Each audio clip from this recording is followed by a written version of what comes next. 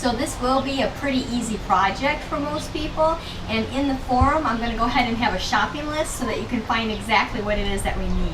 But in order to do this fun agility ring, then what we need is we need to have two 10-foot PVC pipes. And I use the thinnest one that they have because it can be lightweight. That also makes it really easy for me to collapse down and bring it to all of our pet expos that Dexter goes to when he needs to perform his tricks in front of everybody.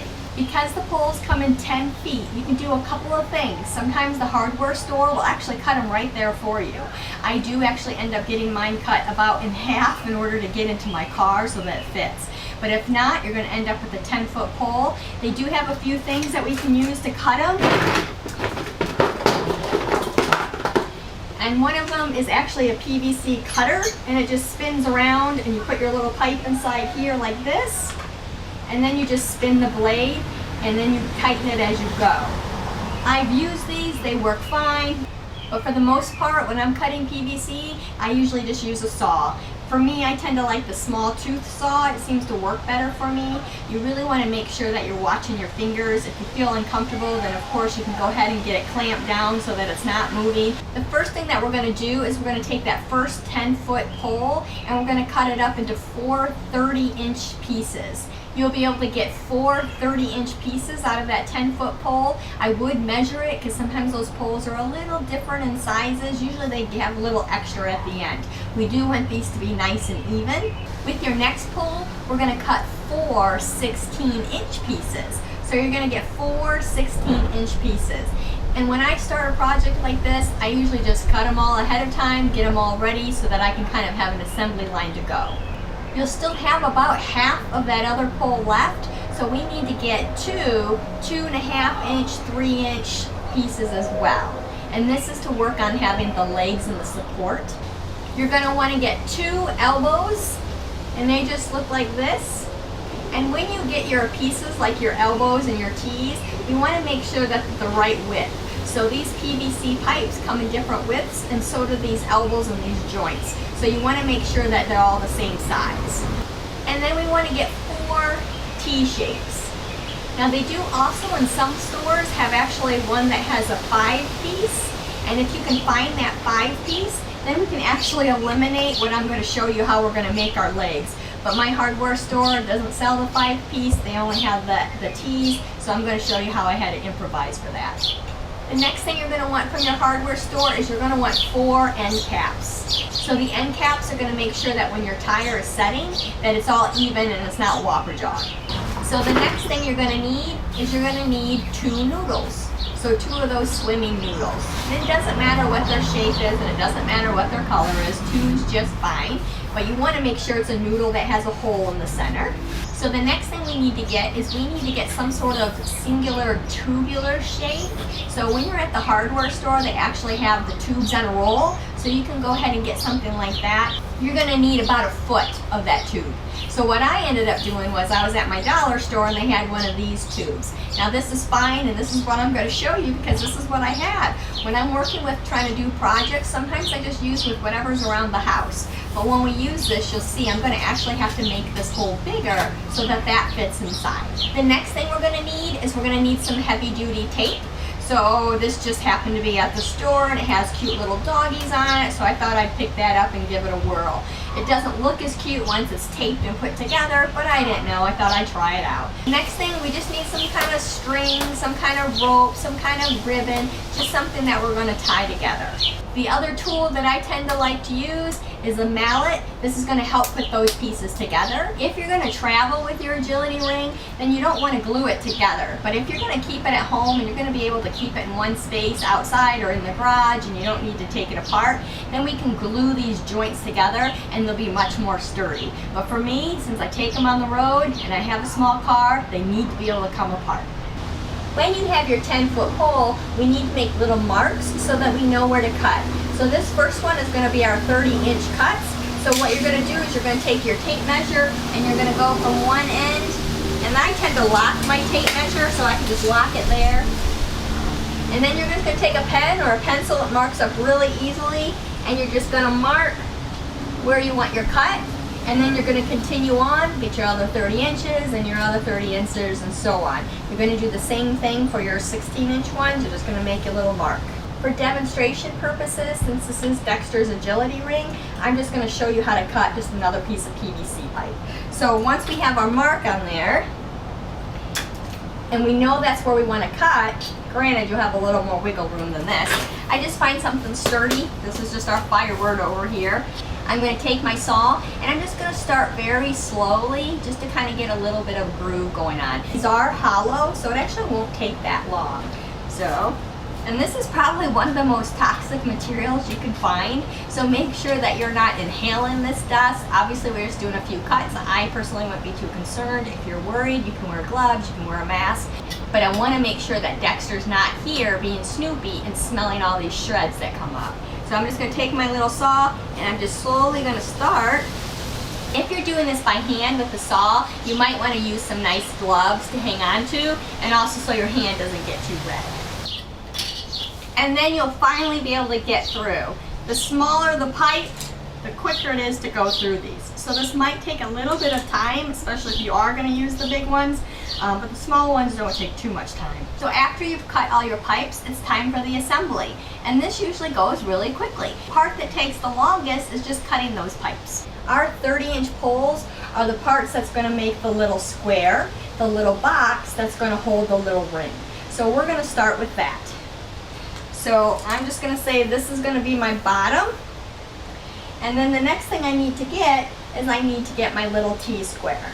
So I'm going to take my T-square and it's going to face this way. So I want to put it on my pole this way. It won't really matter at this point.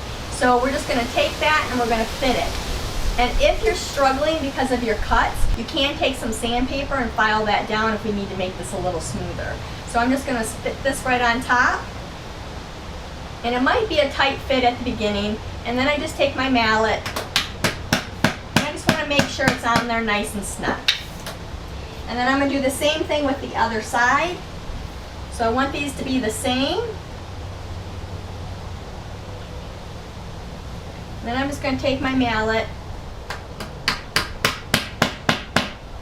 Okay. And then the next thing is I'm going to take another one of the 30 inchers. And I'm just going to put it on the top.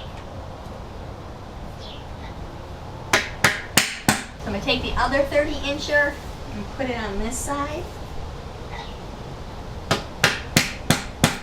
You're going to take your other 30 incher that won't have anything on the side, and you're going to place your elbow joints so that they're facing down. So you put your elbow joint on, you take your mallet, hammer it in place, and then this is going to be the top. And I usually just put them on together and then I mallet down.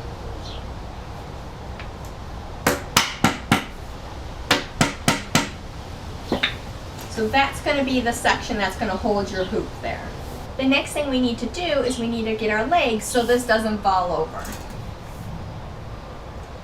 So this is where I'm going to take my little 2.5 incher and I'm just going to put it over here by this other elbow.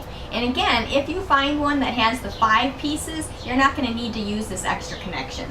So I'm going to push that on there. So I'm going to take my mallet and make sure that's on nice and good so that it looks like that. So then the next thing that I need to do is I need to get another one of my T's. So I'm going to take this T and it's going to lie on the ground so that the little legs can stick out of it. So that's the part that's going to go into that joint. Again, I'm going to take my mallet, make sure everything's in there nice and snug. And then with your 16 inchers, what you're going to do with your 16 inchers is you're going to take your little end caps and you're going to put one on each end of your 16 incher. So now that you have your end cap on, your other end, you're going to put it in your T-joint. And again, a quick little hammer.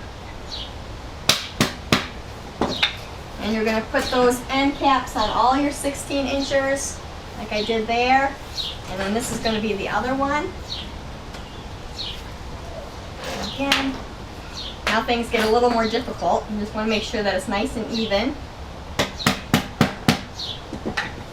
So So now we have one leg, and you're gonna do the same, and you can just kind of move it around just to make sure everything's straight and not crooked. And then you're gonna do the same thing. Again, this is put together on this other side.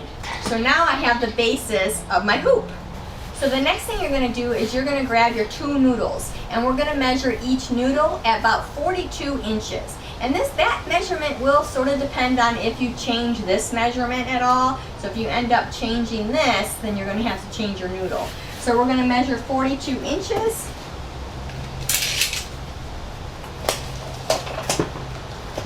It's right there. And then you're gonna cut your noodle. You can cut it with your saw, you can cut it with a knife, anything that you wanna do. So you're gonna have 2 42-inch noodles. So I'm just gonna demonstrate with Dexter's noodles. So these are both cut at 42 inches. The way we're gonna join our noodle is we're gonna join it with a tube in the center and then tape around it. And if you remember from this one, how it has that little hole in there, but for me, since my little tube was too deep, I had to groove that out. If you end up going to the hardware store and getting some of their piping, you can probably find the perfect size, and again, you're just gonna get 12 inches. You wanna get 6 inches of that tubing. So here's 6 inches. You're gonna take your 6 inches of your tubing, and we're gonna put it about halfway in. So you're just gonna start wedging that in until it's about halfway. Then you're gonna take that second noodle, because remember we have 2 noodles, 2 42-inch noodles. And you're gonna take that second noodle and you're gonna wedge that, and I'll show you by this side of the noodle. And you're just gonna wedge that in there. And it won't be perfect, so there's a little gap in there, but you're trying to get it as close as you can. By putting something in the center, that's gonna make your circle much stronger. Once that's in there, you're gonna take your tape of choice, and just gonna start it here. And we don't want to be stingy with our tape. When I first got it with these cute little dogs on it, I was a little stingy. I didn't want to use a whole bunch. But then I realized I really need to make sure that this hoop is nice and sturdy. So we're going to start about a width and a half of your tape. So if my tape here is there, I'm just going to go about another half. And I'm just going to start it down. And I'm just going to start my wrap. And if you have a second person, that's always helpful as well. When you start getting to that center, you want to squeeze that together.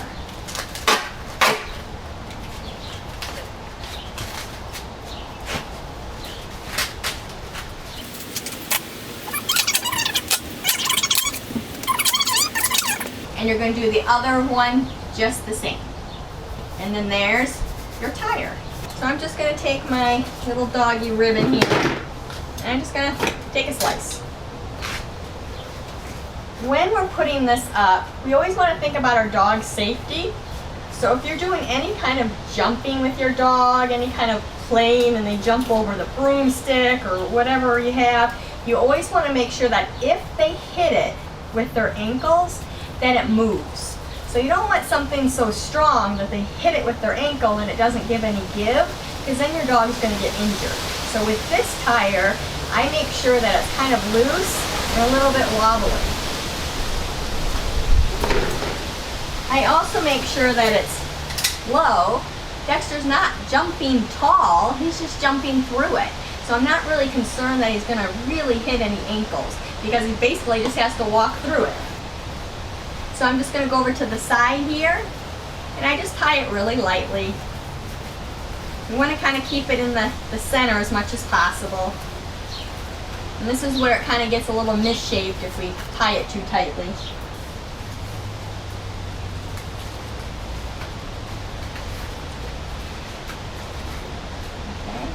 And once you've adjusted it to where you like it, you just want to make sure that your ribbons are tied securely, and then we can cut off those edges there.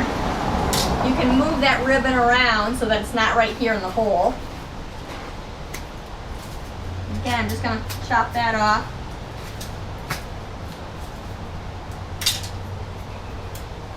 And there it is. It's all made. Let's see if Dexter's ready to jump through it.